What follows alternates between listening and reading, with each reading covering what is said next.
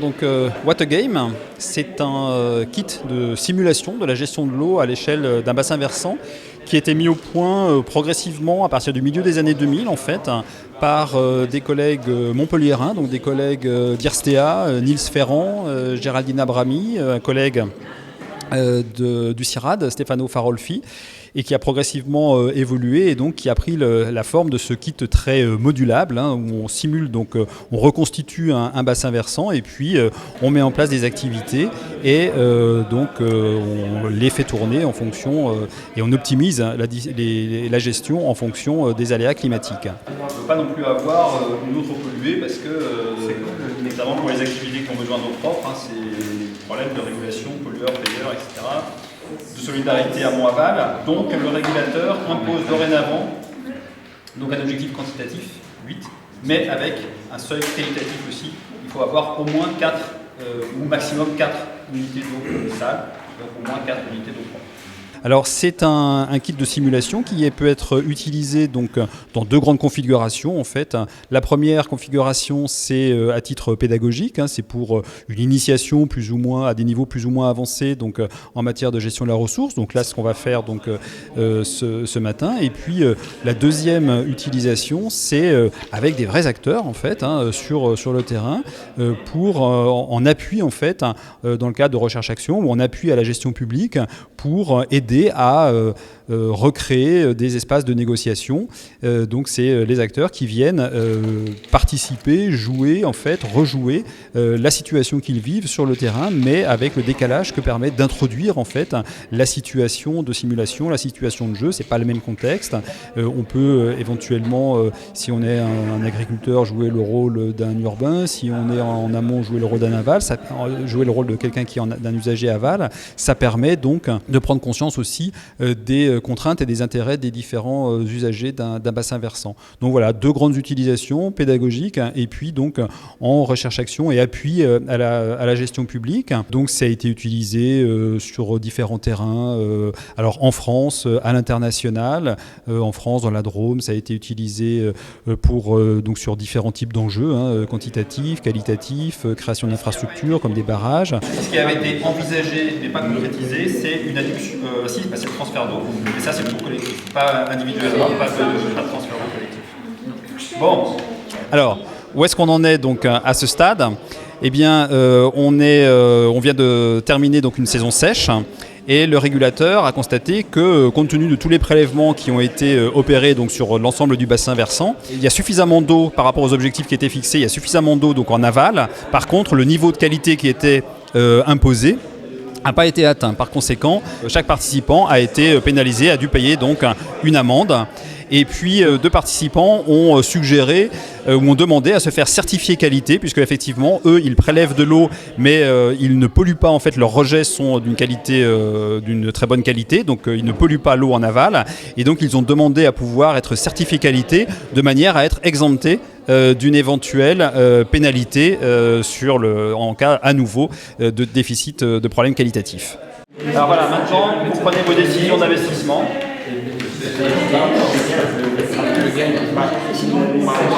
Est-ce que c'est un WAG par personne qui pollue ou un WAG? Non, un WAG par chacun. C'est pour chacun. Pour chacun. Même celui-là qui ne teste pas. Alors l'étape suivante, donc à chaque fois, donc à la fin de la saison, il y a deux phases. Chacun va individuellement donc faire le bilan de son niveau de richesse, ce qu'il a gagné ou pas, ce qu'il a gagné de l'argent ou perdu de l'argent. Et puis il va prendre des décisions d'investissement, est-ce qu'il va donc faire fonctionner ses diverses activités, sachant que chaque activité coûte de l'argent et en même temps donc opère des prélèvements sur la ressource et génère des rejets.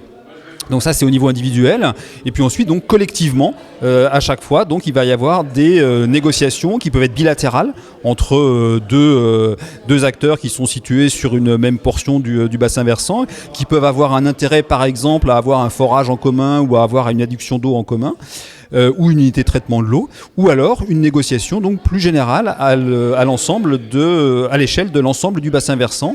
C'est ce qu'on a observé à la saison précédente.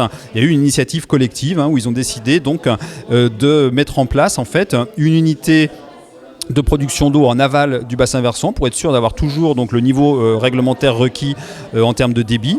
Et ils ont donc mis en place une petite cagnotte commune pour assurer les frais de fonctionnement de cette unité. Donc là, on va voir justement quels sont les choix individuels et les éléments de négociation collective qui vont émerger dans cette nouvelle phase.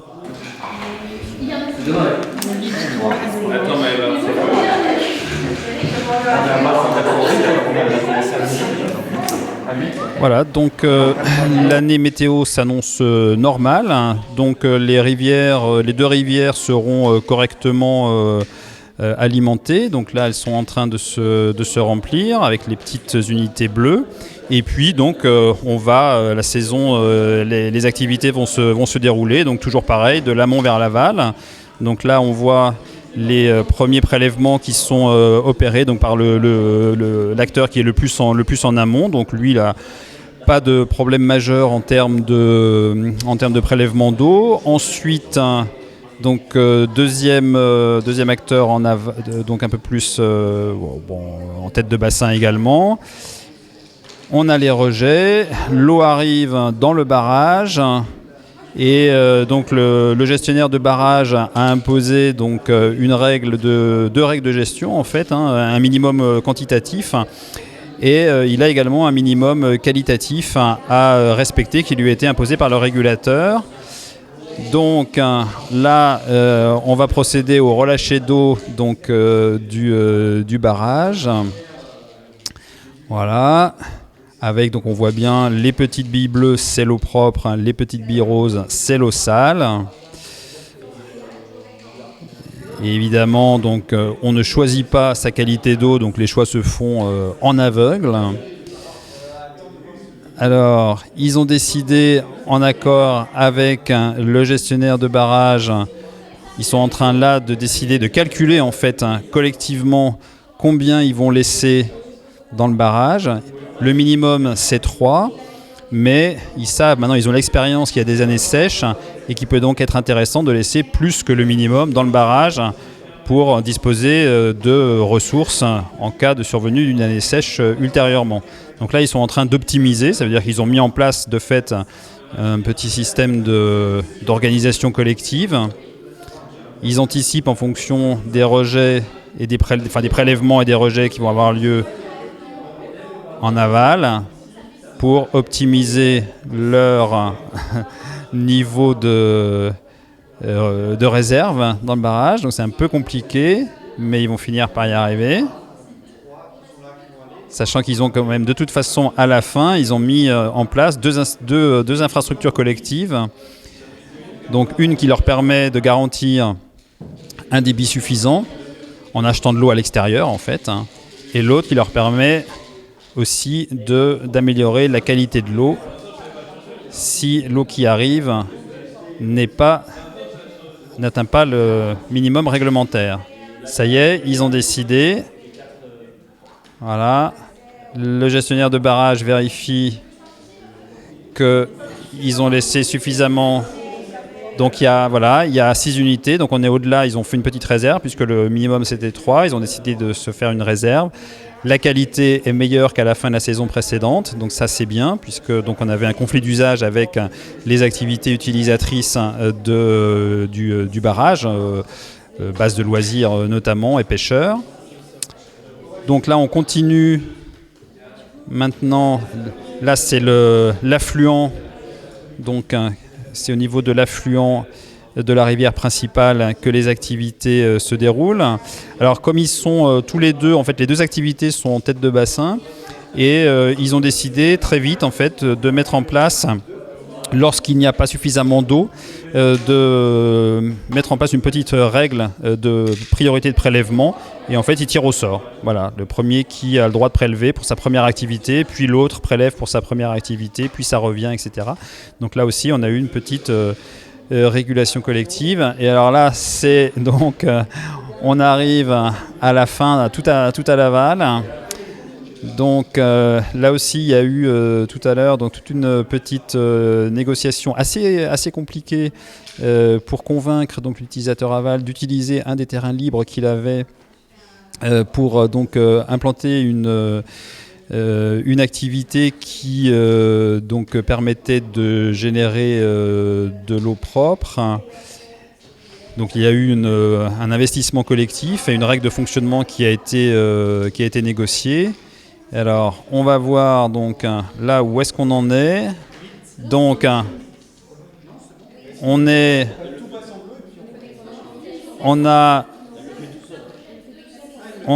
8. Donc voilà, grâce à leur investissement dans une unité d'épuration de l'eau, donc la qualité va s'améliorer. Et donc on arrive, là on arrive donc avec un objectif quantitatif, bon c'est le minimum réglementaire, mais avec une très belle qualité. Donc là le régulateur est content. Donc l'aval, le régulateur, puisqu'il veille à la solidarité évidemment avec l'aval. Voilà, et donc là on va passer maintenant au bilan de cette saison d'activité. Chaque activité, certes, opère des prélèvements et génère des rejets, mais aussi donc elle coûte de l'argent et elle en rapporte. Donc voilà, là c'est la période des bénéfices. Donc ça rapporte, voilà, la banque distribue l'argent, puis ensuite donc chacun va faire son bilan individuel, et puis donc Coralie notera aussi le bilan un peu de la saison sur le plan collectif, qu'est-ce qui a été décidé et comment ça a fonctionné. Alors les négociations démarrent, ou le bilan, voilà, analyse de la situation, comment ça fonctionne. Puisque évidemment tout le fonctionnement dépend, le sort de chacun dépend à la fois de l'aléa météo, dépend des décisions des autres, décisions qui peuvent être individuelles, dépend aussi des décisions collectives, des arrangements bilatéraux qui ont pu être mis en place.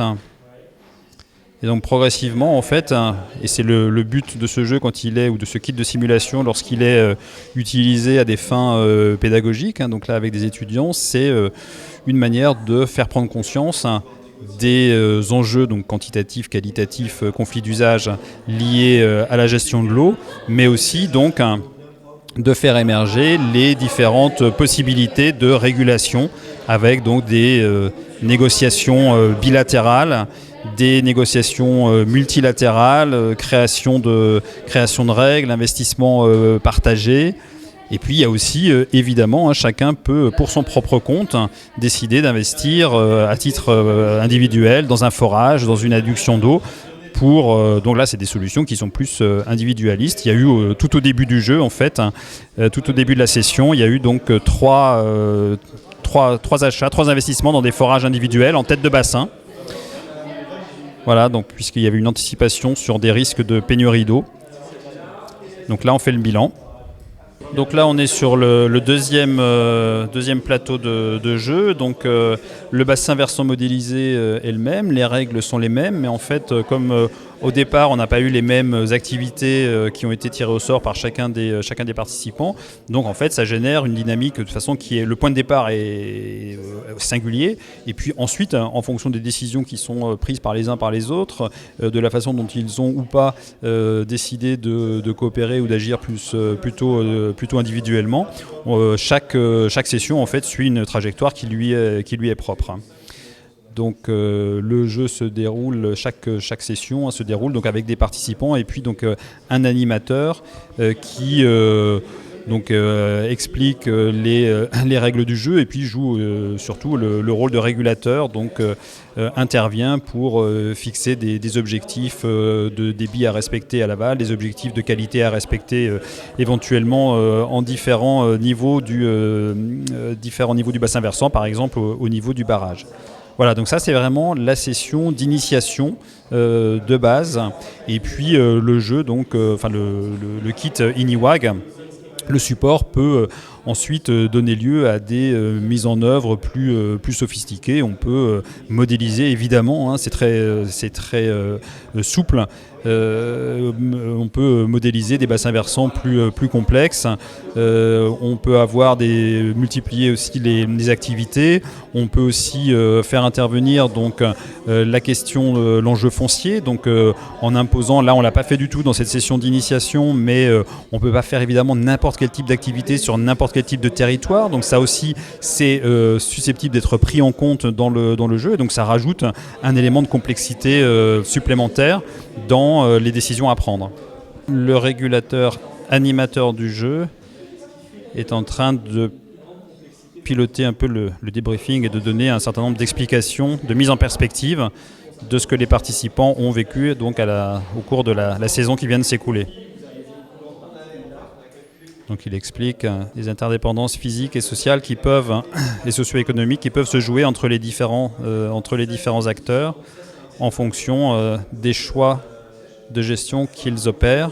Donc c'est un système très modulaire qui donc est utilisé alors en mode pédagogique comme on le fait aujourd'hui donc à l'ENGES, et puis également donc en situation réelle avec des acteurs, là cette fois-ci en accompagnement ou en facilitation de l'action publique lorsqu'il y a des décisions à prendre, lorsqu'il y a des situations conflictuelles, que ça concerne problèmes quantitatifs, problèmes qualitatifs, ça peut concerner des décisions lourdes, par exemple construction d'un barrage, répartition des usages de l'eau, et donc le fait de rassembler les acteurs, de leur permettre de les rassembler autour d'un bassin versant qui simule leur réalité, permet donc parfois de renouer le dialogue, permet de faire prendre conscience des contraintes des différents acteurs, permet le cas échéant d'imaginer des solutions coopératives.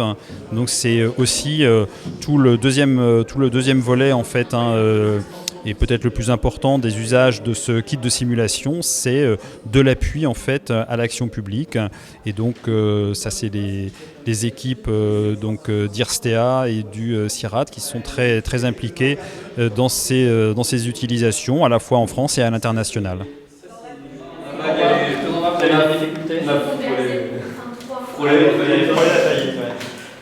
D'accord, donc là en fait, ceux l'amont, comme on peut, c'est assez intuitif. On est à l'amont, c'est là où on n'a pas de problème pour prélever l'eau. Donc là, ça a été assez conforme, le déroulement a été assez conforme à l'intuition qu'on peut avoir. Alors on va voir que ça n'a pas été tout à fait la même chose, justement, sur l'autre plateau de jeu, c'est intéressant. Parce que les activités n'étaient pas les mêmes et parce que finalement la dynamique des négociations et des décisions individuelles a amené une autre trajectoire de jeu. Et on arrive encore à quelque chose à la fin qui est relativement homogène en fait en termes de richesse. En richesse, on avait tous à la fin entre 20 et 28. Ouais, c'est ça. Voilà. Donc, tout le monde s'est enrichi et il n'y a pas eu de sentiment d'injustice, il n'y a pas eu un écart qui s'est creusé. Avec une croissance qui était à peu près constante pour tout le monde. Ouais. Voilà, nous on avait un suivi en temps réel. Et alors, Coralie, vous pouvez nous dire un petit peu comment s'est déroulée la session, l'enchaînement des différentes saisons. On est très vite, très collectif. Après le premier round, il n'y avait qu'une action personnelle qui a été faite avec des forages. Et puis après le deuxième, il y avait aussi des forages, donc c'était très personnel. Mais très petit à petit, ce qui s'est passé en fonction des normes, c'est qu'on a tous participé dans des actions, enfin de l'installation des collectifs. C'est ça ? Oui. Par exemple, une fois qu'il y a eu la norme de quantité à l'aval, on a installé un nouvel accès d'eau. Ouais, un transfert interbassin. Un transfert interbassin en aval. Et ensuite, quand on a une norme de qualité à l'aval, on a installé assez rapidement une unité de traitement. Et puis voilà ce qu'on a installé collectif. Et ce qui s'est passé, c'est en discutant assez régulièrement tous ensemble, c'est que les actions personnelles, donc les forages qu'on a été construits au début, ils ont été réutilisés pour maintenir toujours une bonne quantité d'eau dans la rivière et pour avoir toujours un bon état quantitatif à l'aval. Donc leur gestion était collective en fait. Finalement, ils avaient été financés au départ par les trois des 3 participants, mais ensuite la décision d'avoir recours au forage était prise collectivement, mise en balance avec d'autres options possibles, qui étaient de mettre en péril une activité, de suspendre une activité, tout ça en fonction des objectifs de la saison hydrologique et puis aussi des objectifs imposés par le régulateur. Et donc, et puis au final, on a remarqué que c'était l'inverse. Chez eux, c'était l'amont qui s'enrichissait rapidement, alors que chez nous, l'aval arrivait à subvenir avec ce que l'amont produisait en eau. Du coup, c'est l'aval qui s'est très vite enrichi et c'était plutôt l'amont qui était en difficulté au départ. Ce qu'il faut dire aussi, c'est que nous, on a eu la chance dans nos activités, parce que lui, par exemple, en aval, il avait besoin de quantité d'eau, mais que d'eau, enfin, il avait besoin d'eau polluée. Alors que je ne sais pas si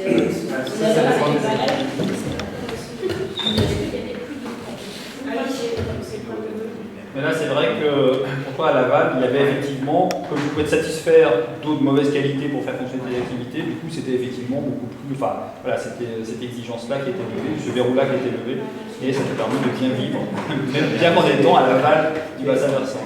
Voilà. Et qu'à l'amont, on a toujours calculé pour que l'aval fallait fonctionner. Oui, l'amont, assez vite, il y a eu une régulation amont-aval qui s'est mise en place. La gestion du barrage a toujours pas payer trop de taxes à la fin. Et essayer de garder un maximum d'eau dans le barrage pour les années sèches à venir. En même temps, avoir une perspective un peu plus réelle et pas simplement gérer au coup par coup. Donc, optimiser. Évidemment, ce qui facilite l'émergence de ces règles collectives, c'est que d'abord vous êtes tous proches, et puis le fait aussi que tout le monde a une vue de la situation de tout le monde, y compris, on n'a pas du tout caché en fait les richesses individuelles, donc chacun avait en quelque sorte carte sur table, et ne pouvait pas dire non mais moi je ne peux pas investir, ou moi ceci, j'ai des difficultés, etc. Là c'était un peu la transparence, le total sur le niveau de richesse, ce qui évidemment dans la réalité correspond pas. Chacun a ses informations privées, de la même manière que le régulateur n'a pas forcément accès facilement ou sans coût au niveau de pollution que vous rejetez dans la réalité. Puis donc autour de ce jeu Iniwak, donc les mêmes collègues ont créé donc toute une suite de jeux, de kits de simulation qui permettent donc d'aborder de manière plus spécifique les problèmes de justice sociale, les problèmes de tarification et de prix de l'eau. Enfin voilà, il y a tout un ensemble de kits de simulation qui sont qui ont été élaborés progressivement et certains spécialisés pour véritablement mettre en exergue des enjeux particuliers.